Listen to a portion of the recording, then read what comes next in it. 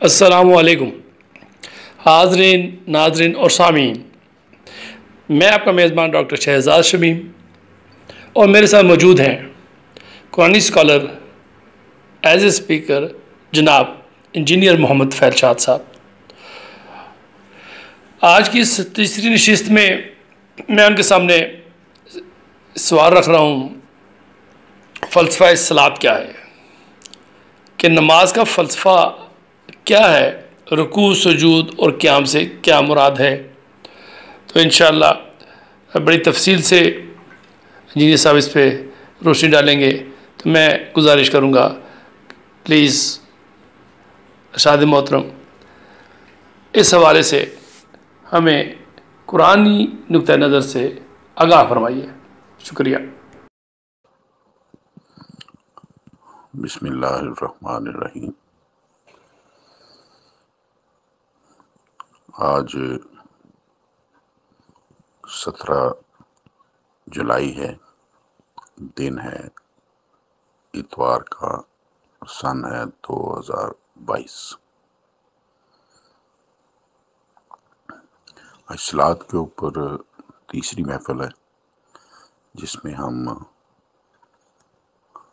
سمجھیں گے کہ فلسفہ صلاۃ کیا ہے۔ تو اس فلسفے میں یہ ذکر ہوگا کہ کیا صلاۃ جو ہے، صلاۃ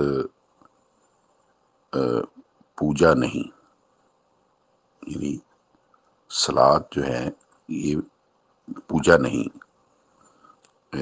بعض لوگ کہتے ہیں کہ صلاۃ یا نماز کی حیثیت بالکل پوجا جیسی ہے۔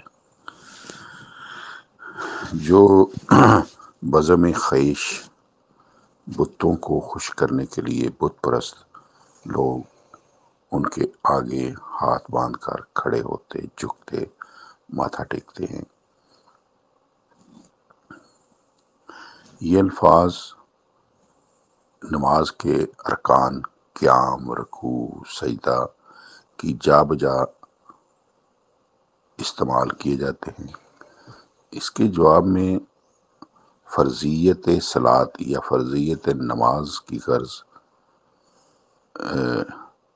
پیش کی جاتی ہے، جس سے یہ چیز کھل کر سامنے آ جائے گی کہ صلاۃ کو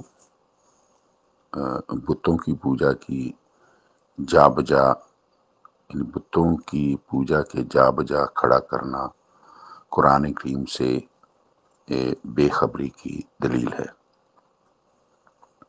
غور کیجئے کہ اللہ تعالیٰ نے انسان میں جہاں سرکشی، نافرمانی کا ماتا ودیت فرمایا ہے، وہاں اسے ابدیت کے شرف سے بھی مشرف کر رکھا ہے۔ یاد رہے کہ اکڑنا بھی خاصہ بشریت ہے، جھکنا بھی یہی انسان کا ہے کہ ایک طرف تو تخت حکومت پر بیٹھا، ساتھ ساتھ فرشی سلام کرائے بغیر آنے والوں کو ملاقات کی اجازت نہیں دیتا، دوسری طرف پتھر کی خود تراشیدہ مورتیوں کے سامنے سر نیاز جھکا دیتا ہے۔ کیوں؟ اس لیے کہ اللہ تعالیٰ نے اس میں اکڑنے کے ساتھ ساتھ جھکنے کی صفت بھی رکھی ہوئی ہے۔ اس خاصہ کی تسکین کے لیے ہر انسان ماتھا ٹیکنے پر مجبور ہے۔ غلطی صرف یہ کرتا ہے کہ اس کا سر جس ذات مقدس کے سامنے جھکنا چاہیے، اس کے سوا بتوں، مورتیوں، پیروں، فقیروں، قبروں اور مزاروں کے آگے ٹیکتا پھرتا ہے۔ خاصہ ابدیت کے مطابق انسان اپنی جبین نیاز کے تڑپتے ہوئے سجدوں کی تسکین کے لیے سجدہ ریز ہونے پر مجبور ہے۔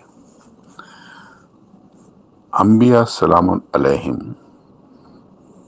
کی عدم موجودگی میں اس نے آگ، پانی، سورج، چاند، دریا، پہاڑوں کے علاوہ جانوروں اور درختوں تک کے آگے ماتھا ٹیکنا شروع کیا۔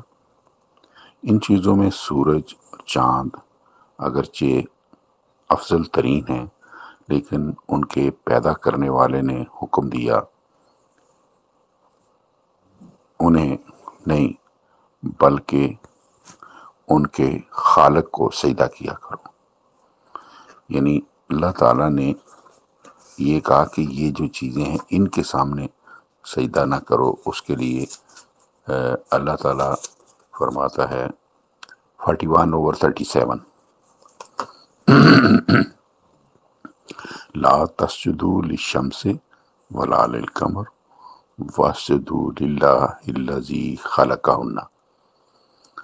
سورج اور چاند کی بجائے اس ذات کو سجدہ کیا کرو جس نے انہیں پیدا کیا۔ اب حاضرین غور فرمائیں، سامعین، آپ کہ اللہ تعالیٰ نے اپنے بندوں کو نماز پڑھنے یعنی صلاۃ پڑھنے یعنی سجدہ کرنے سے منع نہیں کیا، بلکہ یہ حکم دیا ہے کہ جو سجدوں کے لائق صرف اللہ تعالیٰ ہے جو کائنات کی ہر چیز کا خالق ہے۔ فلہذا چونکہ نوع آدم بھی مخلوق ہے، سب اپنے خالق کے بندے ہیں، اس لیے شان عبدیت یہی ہے کہ ان کا سر نیاز اپنے خالق کو مالک ہی کے سامنے مرتے دم تک جھکتا رہے۔ اس لیے انسان کو عجز و نیاز کا مادہ ودیت کر کے اس کی جبین میں اللہ تعالیٰ نے سجدے محفوظ کر دیے اور ان کے صحیح استعمال کے لیے صلاۃ موقت یعنی نماز کی باقاعدہ ادائیگی کا حکم دے دیا ہے، تاکہ یہ مقدس امانت پیروں، فقیروں، قبروں، مزاروں، ماتا رانیوں، سورج، چاند، گائے، پیپل کے درختوں یا بڑ کے درختوں کی بجائے ان کے خالق کے حضور میں پیش کی جایا کرے۔ بس یہی ہے صلاۃ اور پوجا کا فرق، کہ حضور الہی میں سجدہ کرنا صلاۃ ہے اور غیر اللہ چیزوں کو ماتھا ٹیکنا پوجا ہے۔ فلہذا صلاۃ جو ہے یہ پوجا نہیں بلکہ اللہ تعالیٰ کے حکم کی تعمیل ہے۔ اب غور کرنا ہے، کیا صلاۃ موقت نماز فرقہ بندی کی جڑ ہے؟ بعض لوگ کہتے ہیں کہ صلاۃ یا نماز فرقہ بندی سکھاتی ہے۔ ہر فرقہ اپنی نماز سے پہچانا جاتا ہے۔ گزارش ہے کہ اس سلسلے میں انہیں غلطی لگ چکی ہے، کیونکہ فرقہ بندی عقائد کے اختلاف سے پیدا ہوتی ہے، صلاۃ سے نہیں۔ سامعین، آپ غور کریں، قادیانی اور اہل سنت کی نماز میں بالکل کوئی فرق نہیں ہے، لیکن عقائد میں زمین و آسمان کی دوری ہے۔ اسی طرح دیوبندی، حنفی اور بریلوی حنفی حضرات کی نماز حرفاً ایک جیسی ہے، لیکن چونکہ عقائد میں اختلاف ہے اس لیے دو حصوں میں تقسیم ہو چکے ہیں۔ لہذا صلاۃ پر فرقہ گری کا غلط الزام لگا کر اس سے رخصت حاصل کر لینا قرآن کریم کے خلاف ہے۔ مسلمانوں کے موجودہ گروہ جو غلط فہمیوں کا شکار ہو چکے ہیں، یہ ایک قسم کے اسکول آف تھاٹ ہیں، یعنی مکاتب فکر ہیں۔ اب ہم نے غور کرنا ہے کہ جزیات صلاۃ،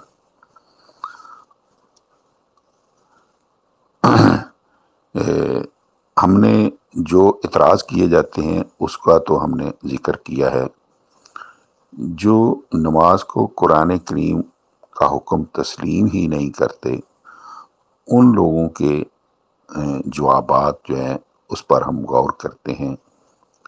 وہ یہ کہتے ہیں کہ قرآن کریم میں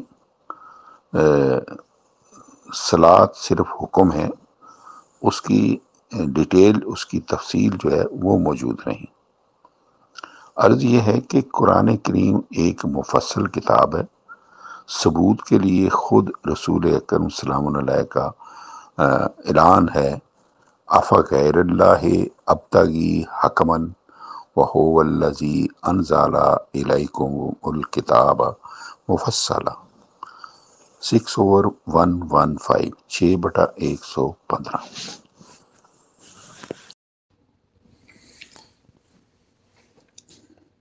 بسم اللہ الرحمن الرحیم۔ حاضرین و سامعین، السلام علیکم۔ آج 17 جولائی ہے، دن ہے اتوار کا، اور سن ہے 2022۔ میں محمد طفیل شاد آج چوتھی محفل ہے صلاۃ کے موضوع پر، اور آج ہم ذکر کریں گے حیت صلاۃ کا۔ تو اب آتے ہیں حیت صلاۃ کے لیے۔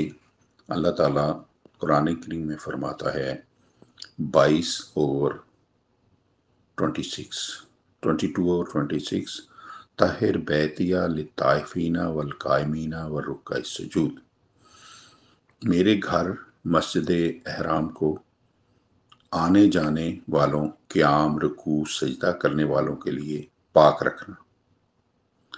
غور کیجئے کہ اللہ کا گھر قیام، رکوع اور سجدہ کے لیے ہے۔ سورہ فتح میں بتایا گیا ہے کہ محمد رسول اللہ اور آپ کے صحابہ رضی اللہ تعالی عنہم رکوع اور سجدہ والے تھے۔ تراہم رکعن سجدن، 48 اور 29۔ اے مخاطب، دیکھتا ہے تو دیکھنے والے کہ وہ رکوع اور سجدہ کرنے والے ہیں۔ چونکہ رکوع سے پہلے قیام لازم ہے، لہذا 48 اور 29 میں قیام جو ہے وہ محذوف ہے، حذف کیا گیا ہے۔ اب آتے ہیں سورہ نساء کی طرف، جہاں قیام، رکوع، سجدہ کو جزو صلاۃ بنایا گیا ہے۔ حکم ہوتا ہے کہ ایمان والو، جب تم میدان جہاد میں نکلو، دشمن کی فوج سامنے پڑی ہوئی ہے، صلاۃ کا وقت آ جائے، تمہیں خطرہ ہو کہ اگر تم سب صلاۃ باجماعت پڑھنے میں مشغول ہو جاؤ تو تمہیں دشمن نقصان پہنچائے گا، تو تم صلاۃ کو کم کر لیا کرو۔ 4 اور 101 to 102۔ اللہ تعالیٰ فرماتا ہے وَإِذَا ضَرَبْتُمْ فِي الْأَرْضِ فَلَيْسَ عَلَيْكُمْ جُنَاحٌ أَن تَقْصُرُوا مِنَ الصَّلَاةِ إِنْ خِفْتُمْ أَن يَفْتِنَكُمُ الَّذِينَ كَفَرُوا إِنَّ الْكَافِرِينَ كَانُوا لَكُمْ عَدُوًّا مُبِينًا وَإِذَا كُنْتَ فِيهِمْ فَأَقَمْتَ لَهُمُ الصَّلَاةَ فَلْتَكُنْ طَائِفَةٌ مِّنْهُمْ مَعَكَ وَلْيَأْخُذُوا أَسْلِحَتَهُمْ فَإِذَا سَجَدُوا فَلْيَكُونُوا مِنْ وَرَائِكُمْ وَلْتَأْتِ طَائِفَةٌ أُخْرَى لَمْ يُصَلُّوا فَلْيُصَلُّوا مَعَكَ وَلْيَأْخُذُوا حِذْرَهُمْ وَأَسْلِحَتَهُمْ وَدَّ الَّذِينَ كَفَرُوا لَوْ تَغْفُلُونَ عَنْ أَسْلِحَتِكُمْ وَأَمْتِعَتِكُمْ فَيَمِيلُونَ عَلَيْكُمْ مَيْلَةً وَاحِدَةً۔ اس کا مفہوم: ایمان والو، جب تم میدان جنگ میں پہنچو تو کوئی حرج نہیں، اگر تمہیں کفار کے ضرر کا خطرہ ہو تو صلات کو کم کر لیا کرو، تقصر کم کر لیا کرو، بلا شبہ کافر تمہارے ظاہر دشمن ہیں۔ اے صاحب قرآن، جب آپ خود مجاہدوں میں موجود ہوں تو ان کے لیے خود صلات کھڑی کیا کریں۔ پس چاہیے کہ مجاہدوں کا ایک گروہ ہتھیار لگائے ہوئے آپ کے ساتھ صلات کے لیے کھڑا ہو جائے، پھر جب وہ سجدہ کر چکیں تو وہ آپ کے پیچھے پہرے پر چلے جائیں، اور دوسرا گروہ آ جائے جس نے صلات ادا نہیں کی، وہ بھی اوزار اور زرہیں پہنے رہیں اور آپ کے ساتھ صلات ادا کر لیں۔ کافر تو یہ چاہتے ہیں کہ تم کسی طرح اپنے اسلحہ اور سامان سے غافل ہو جاؤ اور تم پر وہ یک بارگی ٹوٹ پڑیں۔ اس آیت کی روشنی میں صلات کی حیت ترکیبی پر ہم غور کرتے ہیں، جس کا پورا نقشہ اللہ تعالیٰ نے پیش کر دیا ہے۔ غور کیجئے، فوج کو دو حصوں میں بانٹ کر ایک ایک گروہ کو امیر صلات کے ساتھ ایک ایک رکعت قصر صلات ادا کرنے کا حکم دیا گیا ہے۔ صلات کو شروع کیا ہے قیام سے، فَلْتَقُمْ طَائِفَةٌ مِّنْهُمْ مَعَكَ۔ جی، تو یہ جو لفظ مَعَكَ، اس کا مطلب نہیں ہے کہ وہ گروپ جو ہے رسول کریم کے پیچھے کھڑو، ان کے تیرے ساتھ، اور ختم کیا ہے سجدہ پر، فَإِذَا سَجَدُوا فَلْيَكُونُوا مِنْ وَرَائِكُمْ۔ جب پہلا گروہ صلات کو قیام سے شروع کر کے سجدہ کر چکے تو تمہارے پیچھے پہرے پر چلا جائے۔ یہاں پر قیام اور سجدہ کے درمیان رکوع جو ہے وہ حذف ہے، اور 22 اور 26 میں سورہ حج میں اللہ تعالیٰ فرماتا ہے قائمین والرکع السجود۔ آپ قیام اور رکوع اور سجدہ یہ بالترتیب اللہ تعالیٰ نے بتا دیا ہے، قائمین، رکع السجود۔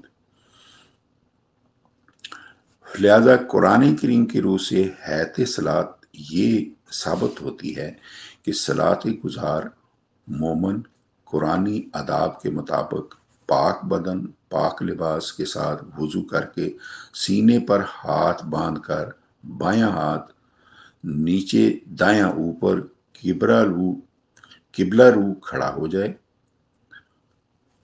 قیام کے بعد رکوع اور رکوع کے بعد سجدہ کرے گا تو ایک رکعت ادا ہو جائے گی۔ وجہ ہے کہ پوری صلات کے طور پر قرآن کریم میں قیام، رکوع، سجدہ کے 2 مرتبہ کے عمل، یعنی صرف 2 رکعت صلات کا حکم دیا گیا ہے۔ تو یہ جو اوپر ترتیب آئی ہے، اس طریقے سے 2 رکعت ادا کرنے کے بعد دعا بعد صلات بیٹھ کر پڑھی جائے گی، انبیاء سلام علیہ پر سلام بھیجا جائے گا اور صلات ختم ہو جائے گی۔ دعا بعد صلات کے قرآنی دلائل جو ہے اس کا ہم بعد میں ذکر کریں گے۔ 2 رکعت نماز کے قرآنی دلائل اس کا بھی الگ ذکر کیا جائے گا۔ تو پہلے حیت صلات یعنی قیام، رکوع، سجدے کے متعلق جو اعتراض ہیں اس پر بھی ہم غور کرتے ہیں۔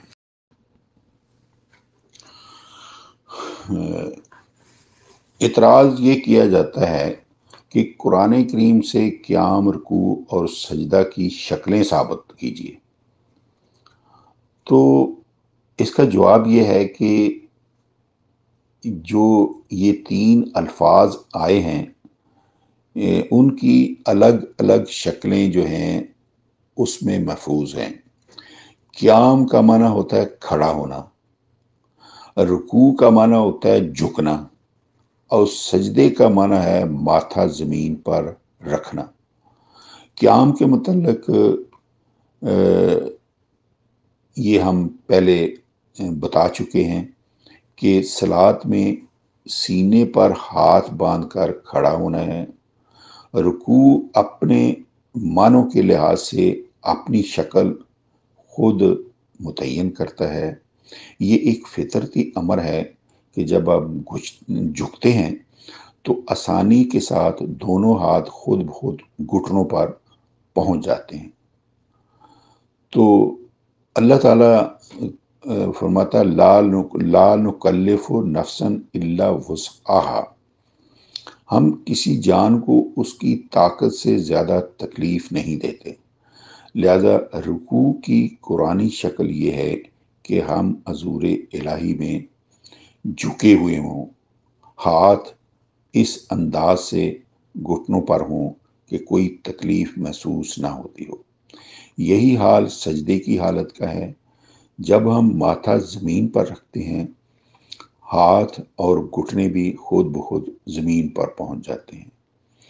माथे के साथ ही नाक भी खुद ब खुद ज़मीन से लग जाता है और पैर खुद ब खुद उंगलियों के बल खड़े हो जाते हैं। मालूम होता है कि ऐसे सवालात सिर्फ कुरान मजीद को रवायात का मोहताज बनाने के लिए या साबित करने के लिए किए जाते हैं। अल्लाह ताला ने जब कुरान करीम में फरमा दिया है वनज़्ज़लना अलैकल किताबा तिबयानन लिकुल्लि शैइन, रसूल हमने आप पर एक अकलौती किताब नाज़िल फरमाई है जो गैर अल्लाह किताबों की मोहताज नहीं बल्कि हर मसला को खुद खोल खोल कर बयान करने वाली है। तो ये है आज की महफिल। आइंदा हम जिक्र करेंगे बाकी जो है इंशाअल्लाह रकात सलात के मुतल्लिक़ वमा अलैना इल्लल बलाग। इस नशिस्त के साथ हम इसके पहले हिस्से के इख्तिताम को पहुँचे। जल्दी आपकी खिदमत दोबारा हाजिर होंगे। इजाज़त दीजिए। पाकिस्तान जिंदाबाद।